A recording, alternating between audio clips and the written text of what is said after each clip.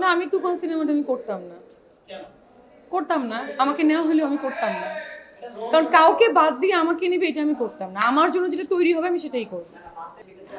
মিমি চক্রবর্তীর জায়গায় যদি আমাকে নিত তাহলে আমি করতাম, কিন্তু অন্য ক্যারেক্টারের জায়গায় আমাকে নেওয়া হলে আমি করতাম না। কারণ আমার তো গ্ল্যামারাস শট দরকার, এই জন্য। আর আমার জন্য যেটা তৈরি হবে আমি সেটাই করতাম, বাট তারপরেও আমার মনে হয় না আমি তুফানটা করতাম। আমি আমার সিনেমাই করতাম। যেটা হয়ে গেছে সেটা নিয়ে তো আর বলে লাভ নাই।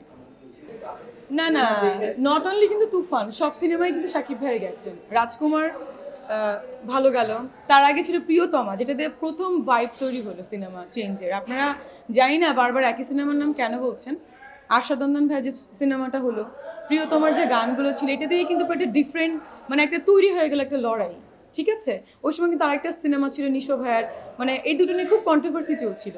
সো শুধু যে এটা হয়েছে তা না, শাকিব ভাইয়ের পরপর সবগুলো সিনেমাই খুব ভালো গেছে। না, শাকিব খান তো আসলে দেখেন, আমি প্রডিউস করেছি 3টা সিনেমা আমার হাউস থেকে হয়েছে। শাকিব খান একজন মেগা স্টার, উনি এত বছর, 25 বছর তার ক্যারিয়ার শেষ হয়ে গেছে। সো তার তো একটা অন্য জায়গা থাকবে, তাই না? পুরানো এতদিনের আর্টিস্ট, তার তো একটা অন্য জিনিস থাকবে। যারা নতুন তাদেরকে কয়জনে চিনে, যারা পুরানো চিনে, বা তার যে সিনেমাগুলো সে করেছে, তার যে লুক সে নিজেকে তৈরি করতে পারে, চেঞ্জ করতে পারে, তাকে যে ক্যারেক্টার দেওয়া হয় সে নিজেকে চেঞ্জ করে সেই ক্যারেক্টারটা করে।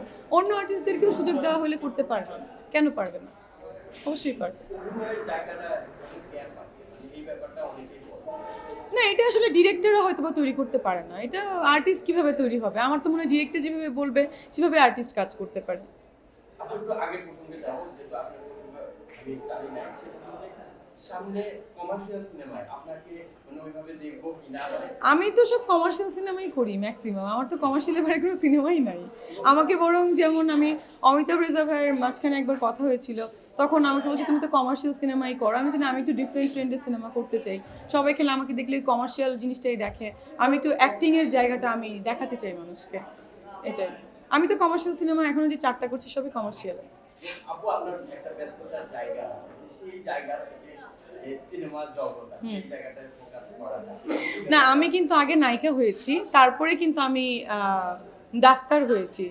আর অ্যাকচুয়ালি আরেকটা প্রবলেম হচ্ছে, দেখেন এই যে আমি মাঝখানে যখন ফার্স্টে 14তে কাজ করলাম, আমার লাভ স্টেশন সিনেমা বাপ্পির সাথে ছিল। সে সময় বাপ্পি, মানে বাপ্পি মনে হয় শাকিব খানের পরেই কিন্তু বাপ্পি একটা অন্য ব্যাপার ছিল, সবাই জানে 14 সাল থেকে 16 সাল পর্যন্ত ওর সঙ্গে শিডিউল নিয়েও কিন্তু একটা অন্য ব্যাপার ছিল। আপনারা যদি আগে দেখে থাকেন ওই জিনিসটা জানেন, আপনারা জানতে পারবেন। তো ওই সময় আমি বাপ্পির সাথে কাজ করেছি, আমার সিনেমা প্রায় 80 লাখ টাকা বিজনেস করেছিল ওই টাইমে, মানে সিনেমার বাজেট ছিল 1 কোটি, আর 80 লাখ বিজনেস করেছিল। তারপরে আমার এত এত এত সিনেমা এসেছিল।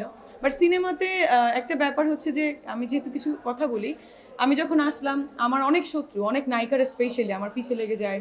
অনেক শত্রু, আমাকে বাদ দেওয়ার চেষ্টা করা হচ্ছে এখনো। মাঝখানে আমি এই এই দুঃখেই অনেক দূর আমি কাজ ছেড়ে দিয়েছি।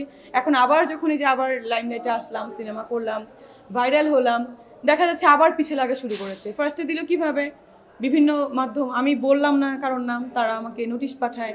আবার কি হলো, এখন আমার মানে মাঝখানে আমার ক্লিনিক নিয়ে অনেকে লেগে গেল। আমার প্রফেশনাল, আমার যারা প্রফেসর লেভেলের আছে তারাও আমাকে সহ্য করতে পারছে না। তো এগুলো খুবই দুঃখজনক, কারণ আমি আমার ক্যারিয়ার, আমার মেডিকেলে আমার ক্যারিয়ার অনলি 3 বছর। যদি একটা প্রফেসর আমার বাবার এজে সে যদি এখন আমার সাথে লাগতে আসে, এটা খুবই দুঃখজনক একটা ব্যাপার, মানে আমি খুবই দুঃখ পেয়েছি এখানে। তো এটাও সেও অন্য নায়িকাদের ইন্ধন এটা করেছে, আমিও সেটা পেয়েছি, খবরটা পেয়েছি। তো যাই হোক, নাম বলবো না, নাম বলতে ভালো লাগে না। সেরকম নায়িকারও দেখা যায়, সিনিয়র নায়িকার অনেক বছরের ক্যারিয়ার, আমি আসছি, তারা নিজেদের ক্যারিয়ার ডেভেলপ না করে আমার পিছেই লেগে যাচ্ছে। খুবই দুঃখজনক। আমার মনে হয় যে আমি মনে হয় তাদের থেকে অনেক সুন্দর, বা আই হ্যাভ, মানে মোর দ্যান, মানে তাদের থেকে বেশি কোয়ালিটিফুল, এই জন্য নাহলে কেন লাগবে এত নায়িকা থাকতে। আমি না জানি না, আমি কিন্তু নর্মালি কথা বলি, সেদিনও ফুটবল টুর্নামেন্টে গেলাম, নর্মালি কথা বললাম। আর ডে ওয়ানে যখন আমি এই হাউসে আমি শুটিং শুরু করেছিলাম বাপ্পির সাথে লাভ স্টেশনে, আমি জানতাম না যে আমি ওই সিনেমার নায়িকা হচ্ছি। তো ওই সিনেমা অনেক নিউজ হয়ে গেল। তো এটা হয়তো বা যাই না, লাক হতে পারে, ভালো খারাপ দুটোই। বাট আমার তো মনে হয় আমরা আর্টিস্টরা কেন কাজ করি, লাইমলাইটে থাকার জন্যই কাজ করি। It's okay.